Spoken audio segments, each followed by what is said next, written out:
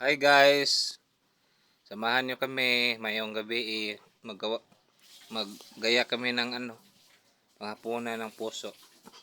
Ito lang pang ulam namin kasi wala nang ulam, walang pangbili, walang pera, mag New Year pa.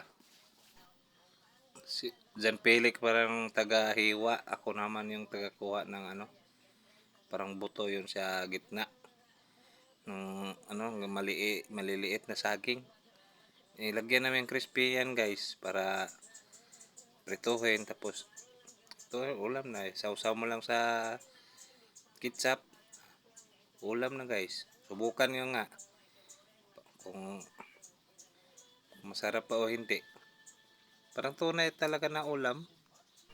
May bata pang makulit, panay tingin sa camera. Siya parang na anuhan siya. Makulit namin na bata, pamangkin ko yan. Tapos yung isa anak ko, yung tatlo pamangkin ko. Yung tagahiwa ng puso ay si Jan Pilik yan, pamangkin ko yan.